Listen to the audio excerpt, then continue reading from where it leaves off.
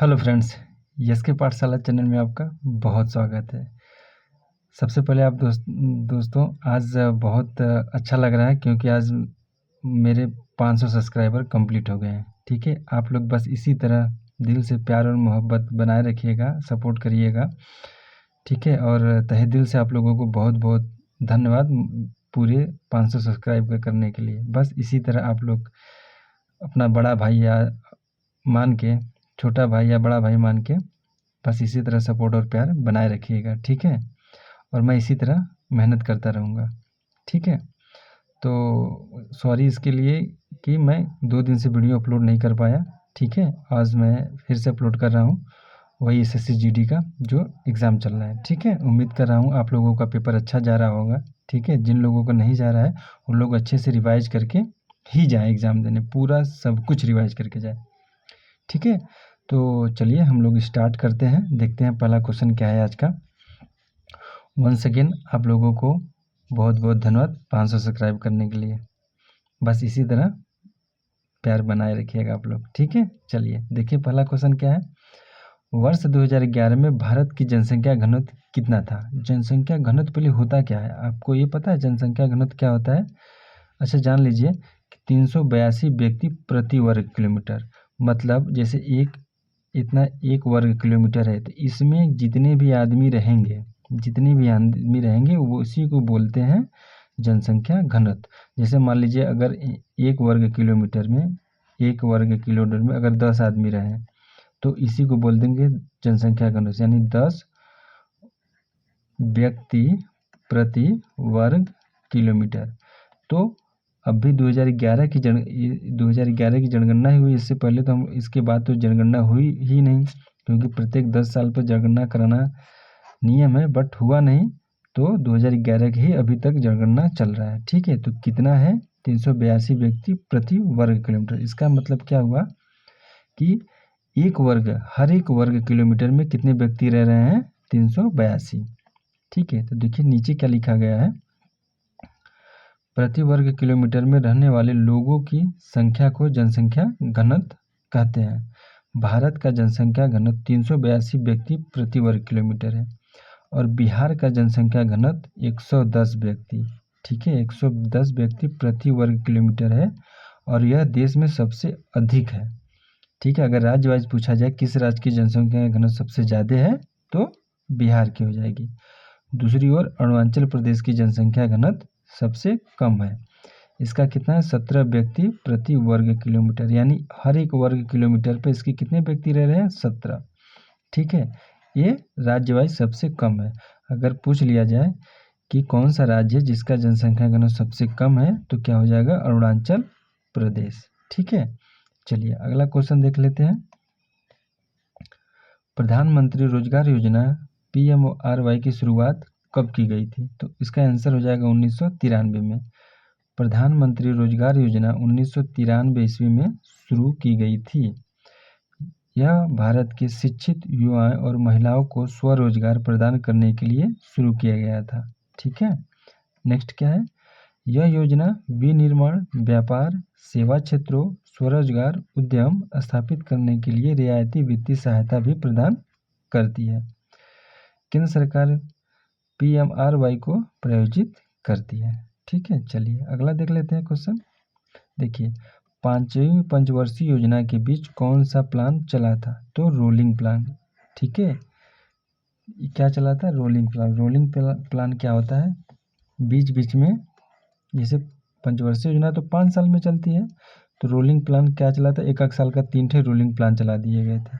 ठीक है, उसी को कहते हैं रोलिंग प्लान। तो देखिए क्या है, 5वीं पंचवर्षीय योजना के बीच रोलिंग प्लान चला था। यह योजना 1978 से लेकर 1980 के बीच चली थी। जनता पार्टी की सरकार ने 5वीं पंचवर्षीय योजना को खारिज कर दिया था और इसके बाद रोलिंग प्लान शुरू किया गया था। ठीक है, तो कौन सी सरकार थी? तो जनता पार्टी की सरकार थी। नेक्स्ट का देखिए, उसी में 1966 से लेकर 1969 के बीच 3 वार्षिक योजनाएं चली थी। ठीक है, 1966 एक्स्ट्रा फैक्ट देख लीजिए, 1966 से लेके 1969 तक 3 ठो। हालांकि पंचवर्षीय योजनाएं तो 5 साल पे चलती हैं, लेकिन 3 ठो वार्षिक योजनाएं भी चली गई थी। कब से? 1966 से लेके 1969 के बीच में। इस योजना को क्या बोलते हैं? योजना अवकाश बोलते हैं। थोड़ा सा क्षमा चाहूँगा, जो मैं अभी यहाँ पर एक वर्ष के गैप में बोला था उसी को रोलिंग प्लान बोल दिया था, तो वो गलत होगा। उसको योजना अवकाश बोलते हैं, ठीक है। जो हर 3 साल पर चलाया गया था, एक साल के लिए, उसी को बोलते हैं, उसको बोलते हैं योजना अवकाश, ठीक है। रोलिंग प्लान 1978 से 1980 के बीच की चली थी, ठीक है। चलिए यहाँ पर देखिए, उसी को क्या बोलते हैं? योजना अवकाश भी कहा जाता है। योजनाओं की छुट्टी का मुख्य कारण बाद में युद्ध, भारत पाकिस्तान, मुद्रास्फीति और भीषण सूखे के रूप में घटा दिया गया था, ठीक है। क्यों रोलिंग प्लान चले थे? क्योंकि जानते उसमें भारत पाकिस्तान युद्ध हुआ था 1962 में, ठीक है, 1962 में। क्योंकि 66 से 69 के बीच चला गया था रोलिंग प्लान एक साल का। 1962 में भारत पाकिस्तान का युद्ध हो गया, महंगाई आ गई, जानते हैं युद्ध के बाद कैसी स्थिति हो जाती है, और भीषण सूखा पड़ गया था। देश में निर्यात बढ़ाने के लिए सरकार ने रुपये के अवमूल्यन की घोषणा की और चौथी पंचवर्षीय योजना 1969 में शुरू की गई थी। उससे पहले 3 ठे ये वार्षिक योजनाएं चली गई थी, ठीक है, ठीक है। तो 1969 के बाद भी चौथी पंचवर्षीय योजना 1969 के बाद चली गई थी, ठीक है। चलिए अगला देखते हैं। डॉक्टर सौम्या स्वामीनाथन 2024 में क्या था? ये एग्जैक्ट क्वेश्चन क्या पूछा गया था नहीं पता, बस डॉक्टर सौम्या था, तो उसका हम लोग डॉक्टर सौम्या का डिटेल देख लेते हैं क्या क्या है ना। तो केंद्रीय स्वास्थ्य मंत्रालय ने प्रोफेसर डॉक्टर सौम्या स्वामीनाथन को राष्ट्रीय क्षय रोग किसको बोलते हैं? टीबी को, ठीक है, उन्मूलन कार्यक्रम के लिए प्रधान सलाहकार के रूप में नियुक्त किया है। उन्होंने भारतीय चिकित्सा अनुसंधान परिषद ICMR के महानिदेशक के रूप में भी कार्य किया है। डॉक्टर स्वामीनाथन विश्व स्वास्थ्य संगठन की मुख्य वैज्ञानिक रही हैं, ठीक है। इतना फैक्ट इसके बारे में जान लीजिए आप लोग। नेक्स्ट देख लेते हैं। अब देखिए, सेल से पूछा है यूकैरियोटिक और प्रोकैरियोटिक कोशिकाओं में दोनों में कौन सा अंग कोशिकांग पाया जाता है? दोनों में कौन सा कोशिकांग पाया जाता है? तो क्या पाया जाता है? देखिए राइबोसोम। पहले जान जाती है यूकैरियोटिक सेल क्या होता है और प्रोकैरियोटिक। प्रोकैरियोटिक का मतलब होता है पहले का, ठीक है, जो स्टार्टिंग का था, ठीक है, जिसको यूनिसेलुलर एक कोशिकी हो जाए, कवक शैवाल, फंगी, कवक शैवाल हो गया ना, उसी को कहते हैं प्रोकैरियोटिक, यानी जिनके सेल जो होते हैं डेवलप्ड नहीं होते हैं, ठीक है, जिनके डेवलप्ड नहीं होते उसी को कहते हैं प्रोकैरियोटिक कोशिका। और यूकैरियोटिक कोशिका उनको कहते हैं जिनके सेल जो होते हैं अच्छे से डेवलप्ड हो जाते हैं, ठीक है, डेवलप्ड हो जाते हैं, उनको कहते हैं यूकैरियोटिक कोशिका, ठीक है। चलिए यूकैरियोटिक प्रोकैरियोटिक ऐसे समझिएगा, प्रो का मतलब पहले का, जो एकदम स्टार्टिंग का सेल थे। देखिए फैक्ट क्या है, यूकैरियोटिक प्रोकैरियोटिक दोनों तरह की कोशिकाओं में साइटोप्लाज्म होता है। यह एक जेली तरल पदार्थ होता है। साइटोप्लाज्म साइटोसोल से मिलकर बना होता है। साइटोसोल कोशिका के अंदर पाया जाने वाला द्रव होता है। इसमें कार्बनिक पदार्थ घुले रहते हैं, ठीक है। तो इसका आंसर क्या हो जाएगा? राइबोसोम। अगला देख लेते हैं। भारत के संविधान के निम्नलिखित अनुच्छेदों में से कौन सा अनुच्छेद धार्मिक स्वतंत्रता की गारंटी देता है? ये देखिए, ये अपना एक क्या है? फंडामेंटल राइट है, मौलिक अधिकार, ठीक है। इसको हमको न तो न्यायालय छीन सकता है, न तो न तो जनता छीन सकती है, न तो कानून छीन सकता है, ठीक है। हालांकि इमरजेंसी केस में फंडामेंटल राइट 21 को छोड़कर, ठीक है, 20 और 21 देख लीजिए साथ 20, हाँ 20-21 को छोड़कर बाकी इमरजेंसी पीरियड में स्थगित कर दिया जाता है फंडामेंटल राइट को। अगर इमरजेंसी सिचुएशन से युद्ध हो गया, लड़ाई हो गया, वार हो गया, तब इसमें क्या है? अनुच्छेद 25 से 28 पूछा गया। तो देखिए ये अपना फंडामेंटल राइट है ना। 25 में क्या है? धार्मिक स्वतंत्रता का अधिकार में 25 में क्या? व्यक्तिगत स्वतंत्रता, मतलब आप किसी एक पर्टिकुलर धर्म को मान सकते हैं, ठीक है। 26 में क्या है? सामूहिक स्वतंत्रता, जैसे समूह बनाकर, ठीक है, आप किसी समूह बनाकर आप अपना मदरसा खोल सकते हैं, ठीक है। ये सामूहिक स्वतंत्रता धर्म की, मदरसा खोल सकते हैं या किसी समूह के लिए आप लोग शिक्षा देने के लिए कुछ भी खोल सकते हैं, ठीक है। 27 में क्या होगा? धार्मिक कर, जैसे मंदिर उंदिर हो गया, उसमें जो पैसा आएगा ना, जो पैसा आएगा उस पर टैक्स नहीं लगेगा। ठीक है। और आर्टिकल 28 में क्या होगा, अगर सरकारी खर्चे से चल रहा है स्कूल ना, सरकारी अगर पैसों से स्कूल चल रहा है तो उसमें आप कोई किसी धर्म की शिक्षा नहीं दे सकते हैं, किसी धर्म की शिक्षा उसमें नहीं दे सकते। जैसे प्राइमरी में अगर स्कूल है उसमें कहीं के आगे मदरसा को पढ़ाया जाए तो ये गलत होगा, उसमें आप धार्मिक शिक्षा नहीं दे सकते सरकारी पैसों से चलने वाले स्कूल पर। ठीक है, 25 से 28 समझ में आया। चलिए नेक्स्ट देखते हैं, भारतीय संविधान में कितने अनुच्छेद है। तो देखिए आपको पता होगा, स्टार्टिंग में 395 अनुच्छेद था। ठीक है, और 8 अनुसूचियाँ थी, कितना अनुसूचियाँ थी, और 12 भाग थे। ठीक है, लेकिन अब क्या है, 4 अनुसूचियाँ बढ़ गई हैं। ठीक है, चलिए एक्स्ट्रा फैक्ट में देखिए क्या है, जब हमारे संविधान की रचना हुई थी तब उनमें कितने थे, 395 अनुच्छेद या धाराएं थी। मूल अनुच्छेद धाराओं की संख्या संविधान में आज भी इतनी ही है। हालांकि समय समय पर होने वाले संशोधन के कारण आज कुल अनुच्छेदों की संख्या कितनी हो गई, 448 हो गई। जैसे अगर मौलिक कर्तव्य देखा जाए तो 51 के कौन में शामिल किया गया है, 36 से 51 तक क्या है, डीपीएसपी है, राज्य के नीति निर्देशक तत्व। ठीक है, और मूल कर्तव्य को इसी के बगल में शामिल कर दिया गया है। ठीक है, देखिए संघ नाग मौनी, संघ और उसका राज्य क्षेत्र।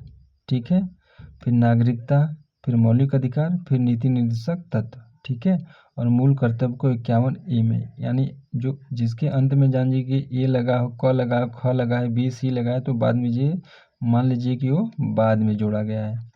तो समय समय पर ये जुड़ता रहता है संविधान सिचुएशन के अकॉर्डिंग। ठीक है, तो ऐसे ही जोड़ जोड़ के कितना हो गई है, 448 हो गया है। लेकिन ये मूल अनुच्छेद के ही विस्तार के रूप में स्थापित किए गए हैं। ठीक है, चलिए बाकी आप 42वां संशोधन 1976 देख लीजिएगा। ठीक है, चलिए नेक्स्ट देखते हैं, नाटू नाटू। अब बताइए क्वेश्चन कोई रट के जाएगा, ट्रिपल आर फिल्म देखें आप लोग, उसी का एक सॉन्ग है नाटू नाटू नाटू, जो कि निर्देशक पूछ दिया तो MS राजामौली साहब हैं इसके। नाटू नाटू गाने के निर्देशक राजामौली हैं। यह गाना 2022 में आई फिल्म ट्रिपल आर का है। इस गाने का MS किरवानी ने किया, इस गाने को MS किरवानी ने गाया है। ठीक है, चलिए नेक्स्ट देखते हैं। देखिए नाटू नाटू गीत के लिए चंद्र बोस हैं। नाटू नाटू जो गीत है उसके लेखक कौन है, अगर लेखक भी पूछ दिया, ठीक है, तो कौन लिखा है, चंद्र बोस। वही इस गाने का कंपोज किसने किया है, MS किरवानी ने उसको कंपोज किया है। यहाँ पर मैंने बोला था क्या, किरवानी ने गाया है, गाया नहीं है, इसको कंपोज किया है। ठीक है, कंपोज किया है। ठीक है, चलिए जाता है, और यह 2022 में आई फिल्म ट्रिपल आर का है यह गाना। इस गाने को राहुल सिप्लिगंज और काला भैरव ने गाया है। यही देखिए गायक है सिप्लिगंज और काला भैरव नाम अजीब है। नेक्स्ट देखते हैं, उझावर तिरुनल त्यौहार किस राज्य में मनाया जाता है, तो तमिलनाडु में। ठीक है, यह त्यौहार पोंगल के तीसरे दिन मनाया जाता है। ये पोंगल तमिलनाडु का ना सबसे बेस्ट त्यौहार मनाते हैं अपन लोग, पोंगल। जैसे हम लोग होली दिवाली मनाते हैं, ऐसे तमिलनाडु के लोग पोंगल मनाते हैं। हालांकि केरला में भी मनाया जाता है, लेकिन तमिलनाडु में सबसे अच्छा मनाया जाता है। नेक्स्ट देखते हैं, 56वीं सीनियर राष्ट्रीय खो खो चैंपियनशिप 2023-24 का फाइनल स्टेडियम में आयोजित किए गए थे। वही पूछा ना, तो कौन सा होगा, नई दिल्ली के इंदिरा गांधी इंडोर स्टेडियम में। ठीक है, 56वीं सीनियर राष्ट्रीय खो खो चैंपियनशिप 2023-24 का आयोजन 28 मार्च से 1 अप्रैल 2024 तक नई दिल्ली के कर्नल स्टेडियम सिंह और इंदिरा इंडोर स्टेडियम में किया गया था। पुरुष और महिला दोनों वर्गों के फाइनल मैच में इंदिरा गांधी इंडोर स्टेडियम में आयोजित किए गए थे। और ये अपना डिटेल पढ़ लीजिएगा ये वाला। ठीक है, चलिए नेक्स्ट देखते हैं, तीरंदाजी में पीले रंग के केंद्र बिंदु यानी बुलसाई, ठीक है, सांड की आंख पर तीर लगाने पर कितने अंक मिलते हैं, तो 10 अंक मिलते हैं। नेक्स्ट क्या है, 2011 की जनगणना के अनुसार भारत में सबसे कम लिंगानुपात वाला राज्य, तो क्या हो जाएगा, हरियाणा। देखिए स्टार फैक्ट में क्या है, 2011 की जनगणना के अनुसार भारत में सबसे कम बाल लिंगानुपात वाला राज्य क्या है, हरियाणा है। ठीक है, लिंगानुपात नहीं है, बाल लिंगानुपात है। इतना डिटेल पूछ रहा है। कौन सा राज्य है, हरियाणा। इसलिए मैं कहता हूँ हिंदी, रीजनिंग, मैथ पे ज़्यादा फोकस करिएगा, जिसमें प्रति 1000 पुरुषों पर 834 महिलाओं का अनुपात है। इसका अर्थ यह हुआ कि 0 से 6 आयु वर्ग में लड़कों की तुलना में लड़कियों का अनुपात सबसे कम है। चलिए नेक्स्ट देखते हैं, उड़ीसा के सबसे लोकप्रिय लोक नृत्यों में से एक है, कौन सा, आपको भरना है, तो उड़ीसी नृत्य। ठीक है, दखला नृत्य की उत्पत्ति उड़ीसा के संबलपुर जिले में हुई है। ये उड़ीसा राज्य में जितने भी नृत्य होते हैं उसका नाम है, आप लोग पढ़ लीजिएगा। और ये अगर पूछ दिया जाए दलखाई नृत्य उत्पत्ति कहाँ से हुई, उड़ीसा के, तो संबलपुर जिले से हुई है। अगला देखते हैं, देखिए अब किसका क्वेश्चन आ गया, हिंदी का। ठीक है, हिंदी का कुछ क्वेश्चन है, देख लीजिए। अभ्यागत शब्द के पर्यायवाची शब्द हैं अतिथि, महान, पहुना, आगंतुक। ठीक है, इसको आप लोग ध्यान में रखेंगे। नेक्स्ट देखिए, तत्सम तब भरना था। ठीक है, ऑप्शन में कर्ण। ठीक है, ऑप्शन में कर्ण था, वही उसका तत्सम हो जाएगा। तत्सम का मतलब जो संस्कृत से लिए गए हैं शब्द, उसी को बोलते हैं तत्सम। ठीक है, और तद्भव क्या होता है, जो संस्कृत वाले शब्दों को तोड़ मरोड़ कर बोलते हैं। जैसे जिसको संस्कृत में कहेंगे उसको क्या कहेंगे, कड़। देखिए कड़ लग रहा है ना संस्कृत का वर्ड, लेकिन कहेंगे कान, तो हिंदी में आ गया। ठीक है, तो जिसकी उत्पत्ति संस्कृत से हुई उसको कहते हैं तद्भव। ठीक है, नेक्स्ट देखते हैं, राधा को पसंद है, उसमें विदेशज आपको भरना था। ठीक है, देशज और विदेशज आप लोग पढ़े हैं, तो इसमें ऑप्शन में शायद किशमिश था। ठीक है, क्या था, किशमिश, वही आंसर आपका होगा, विदेशज। किशमिश कौन सा शब्द है, विदेशज। नेक्स्ट क्या है, देखिए पृथ्वी की सतह पर गुरुत्वाकर्षण बल कितना होता है, 9.8 न्यूटन प्रति किलोग्राम। ठीक है, हालांकि पृथ्वी की सतह से दूर बढ़ने के साथ साथ गुरुत्वाकर्षण का बल कम होता जाता है। देखो गुरुत्वाकर्षण बल होता क्या है, जैसे कोई पिंड है, पृथ्वी कोई पिंड है ना, जिस स्पीड से अपनी ओर खींचती है, किसी पिंड को जिस स्पीड से अपनी ओर खींचती है उसी को कहते हैं क्या, गुरुत्वाकर्षण बल। तो इसका मान दिया है कितना, 9.8 न्यूटन प्रति किलोग्राम। ठीक है, देखिए और एक अगला थोड़ा सा देखिए, दो पिंडों के बीच लगने वाले आकर्षण बल भी देख लीजिए। अगर ये है, इनकी दूरी अगर r है, ठीक है, डिस्टेंस क्या है, r है, यहाँ लग रहा है क्या, ये m1 द्रव्यमान है, मान लीजिए इसका भार क्या होगा, m2। ठीक है, तो इन दोनों में जो फोर्स लगता है, ठीक है, याद रखिएगा, g m1 इंटू m2 अपान दूरी के इसके इन्वर्सली प्रोपोर्शनल होता है। ठीक है, इसको याद रखेंगे, हो सकता है ये पूछ दे आपसे। ठीक है, शायद क्वेश्चन खत्म हो गया है। ठीक है, हाँ शायद क्या खत्म होगा क्वेश्चन। ठीक है, समाप्त हो गया।